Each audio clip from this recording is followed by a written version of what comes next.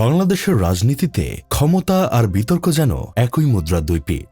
একজন ছাড়া আরেকজনের অস্তিত্ব কল্পনাই করা যায় না। নতুন সরকার শপথ নিয়েছে মাত্র, গদিতে বসার উচ্ছ্বাস এখন মিলিয়ে যায়নি। এর মধ্যেই শুরু হয়েছে আলোচনা। কিছু মন্ত্রীর বক্তব্য কি সময়ের আগে বেরিয়ে যাচ্ছে, নাকি রাজনৈতিক যোগাযোগের ঘাটতি নতুন করে আলোচনা জন্ম দিচ্ছে?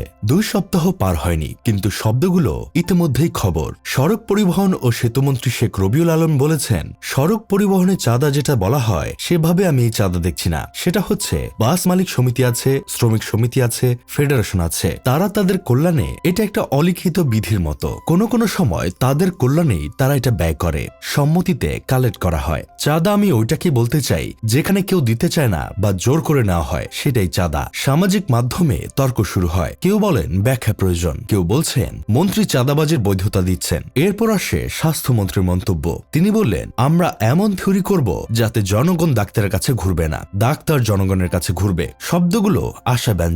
ধারণাটি স্বাস্থ্যসেবাকে মানুষের দোরগোড়ায় পৌঁছে দেওয়ার অঙ্গীকারের মতো শোনায়, কিন্তু বাস্তবতা, হাসপাতালে জনবল কত, গ্রামে চিকিৎসক কত, অবকাঠামো কি প্রস্তুত, বাজেট কি যথেষ্ট, স্বপ্ন বড় কিন্তু বাস্তবায়নের সিঁড়ি কতটা মজবুত, এই প্রশ্ন উঠেছে। সমর্থকরা বলছেন নতুন ভাবনা দরকার, সমালোচকেরা বলছেন পরিকল্পনা ছাড়া ঘোষণা প্রত্যাশা বাড়ায়, পরে চাপ সৃষ্টি করে। তৃতীয় আলোচনার কেন্দ্র শিক্ষা। শিক্ষা এবং প্রাথমিক ও গণশিক্ষা প্রতিমন্ত্রী ববি হাজ্জাজ বললেন, প্রধানমন্ত্রী তারেক রহমান যে স্বপ্ন দেখিয়েছেন সেই শিক্ষা ব্যবস্থা এমন হবে যাতে পুরো বিশ্ব তাকিয়ে থাকে।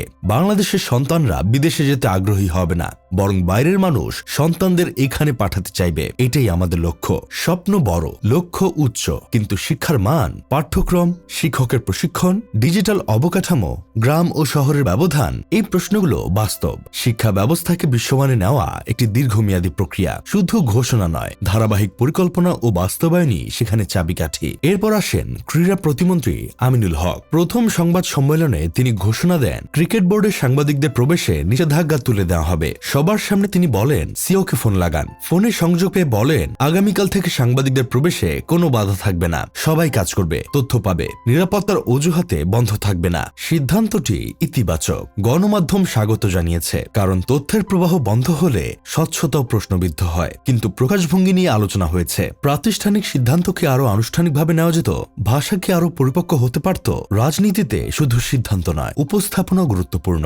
একটি বার্তা কিভাবে দেওয়া হচ্ছে সেটিও জনমত গঠনে ভূমিকা রাখে। এই প্রেক্ষাপটে মন্তব্য করেন চলচ্চিত্র অভিনেতা ও পরিচালক সোহেল রানা। তিনি প্রধানমন্ত্রীর উদ্দেশ্যে ফেসবুকে লিখলেন, কিছু মন্ত্রীর বক্তব্যে এখনই লাগাম টানা দরকার। সংবাদ মাধ্যমে এসে প্রতিদিন বক্তব্য দেওয়ার প্রয়োজন নেই। মন্ত্রণালয়ের পক্ষ থেকে মুখপাত্র তথ্য দিলেই যথেষ্ট। বিশেষ প্রয়োজন হলে প্রধানমন্ত্রীর অনুমতি নিয়ে কথা বলা যেতে পারে। মন্তব্যটি নতুন আলোচনার জন্ম দিল। প্রশ্ন উঠল, মন্ত্রীদের কথা বলা স্বাধীনতা কতটা, আবার দায়িত্বের প্রথম সময়ে সংযমের প্রয়োজন কতটা।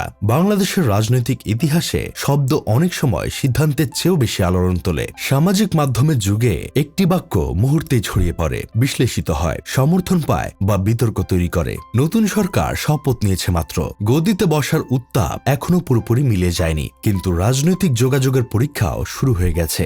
সমর্থকেরা বলছেন নতুন ভাবনা আসছে, পুরনো ধারা বদলানোর চেষ্টা হচ্ছে। সমালোচকেরা বলছেন ভাবনার সঙ্গে বাস্তবতার দূরত্ব কমাতে হবে, ভাষা হতে হবে সংযত, পরিকল্পনা হতে হবে স্পষ্ট। ক্ষমতা মানে শুধু সিদ্ধান্ত নয়, দায়িত্ব, দায়িত্ব মানে শুধু কাজ নয়, শব্দই কখনো হয়ে ওঠে রাজনীতির প্রথম পরীক্ষা।